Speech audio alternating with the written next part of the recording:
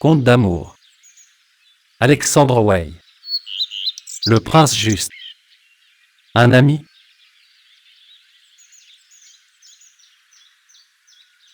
Après avoir essuyé une larme d'attendrissement, le comte s'écria.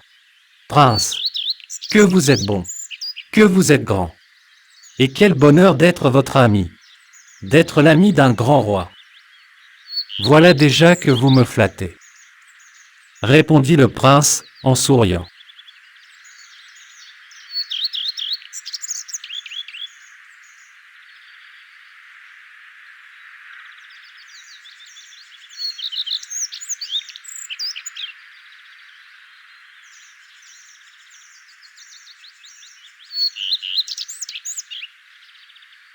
Si d'ailleurs, poursuivit-il, c'est un bonheur d'être l'ami d'un grand roi, il n'est pas pour un monarque de plus pure félicité que d'avoir, pour amis, des hommes grands de cœur et justes d'esprit.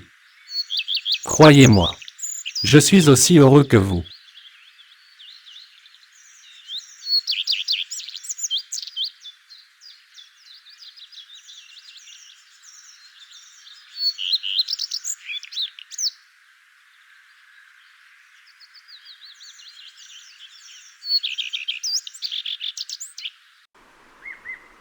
Et maintenant que nous avons scellé notre amitié, car, entre des hommes comme nous, une parole lie pour l'éternité. Écoutez-moi. Depuis plus d'1 an, on me presse de me marier. Votre père, le ministre d'État du feu roi, est à la tête d'un parti qui veut me marier avec une princesse du Midi.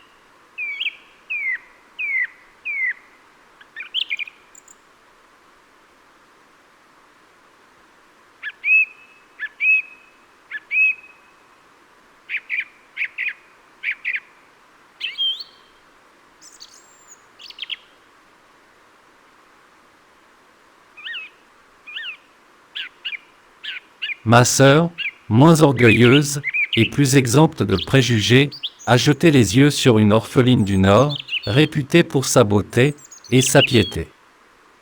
Des ambassadeurs de différents pays me fatiguent de propositions plus brillantes les unes que les autres.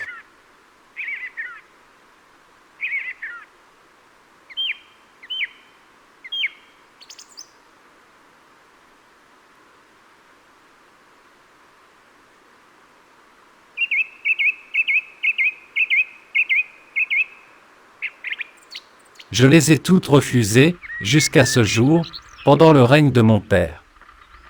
Maintenant que je lui succède, on me pressera plus que jamais, sous prétexte qu'il faut un héritier à la couronne.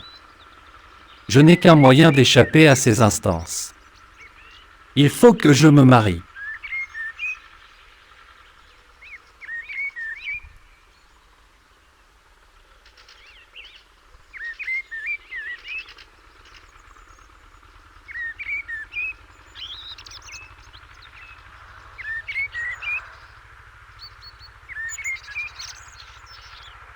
Ici, le prince s'arrêta un instant.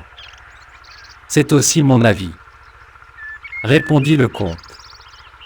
Mais, un prince qui, comme moi, a la prétention d'être en tout juste, loyal et vrai, a-t-il le droit de mentir à son cœur, à sa femme, à son peuple?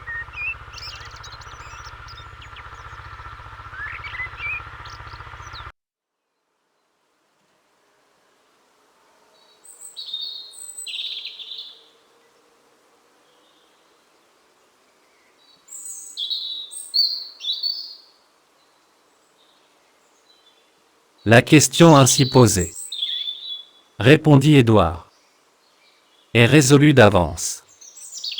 Non, sire. Je ne puis me marier qu'avec la femme que j'aime, poursuivit le prince. Et cette femme, dit Édouard lentement.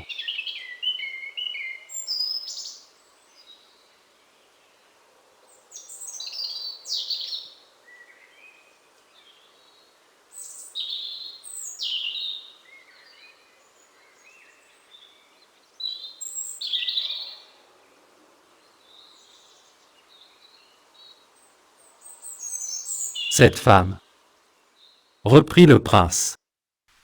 Je la connais à peine. Je ne l'ai vue que 3 ou 4 fois. Eh bien, qu'en pensez-vous? Vous vous taisez, vous allez me répondre que, malgré mes 30 ans, j'agis, et je parle comme un écolier. Moi, répondit Édouard. Je n'ai nullement le droit de faire cette observation à votre majesté.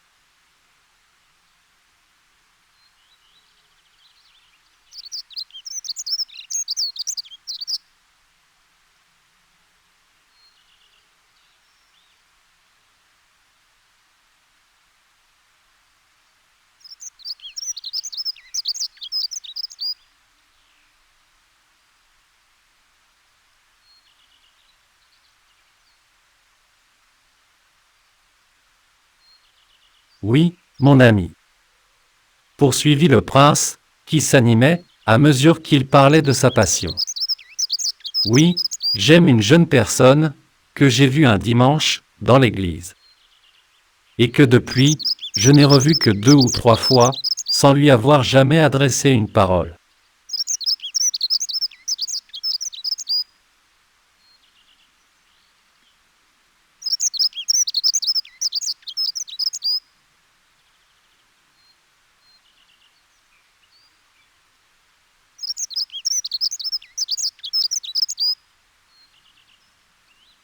Mais, sa beauté séraphique, la noblesse de ses traits, la simplicité de son port, la candeur de son âme, qui se reflète dans son regard bleu. Tout en elle me charme, m'enchante et m'enchaîne. Sans la connaître, je suis sûr qu'elle est digne d'être reine.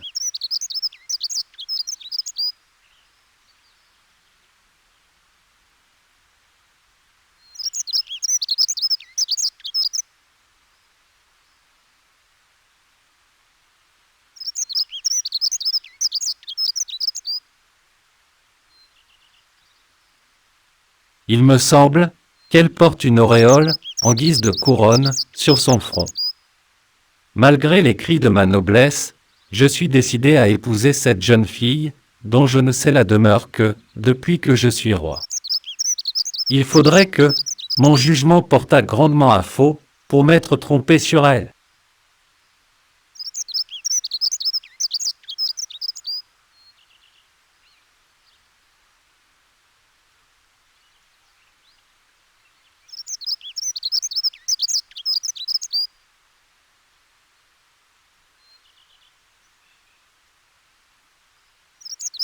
Et ne l'avez-vous jamais suivie, ni fait suivre? Demanda Édouard. D'ordinaire, elle était accompagnée de son frère. Aussi longtemps, d'ailleurs, que je n'étais pas le maître de ma volonté. Je n'ai pas voulu compromettre, ni effaroucher, cette douce colombe. Et ce n'est que depuis 8 jours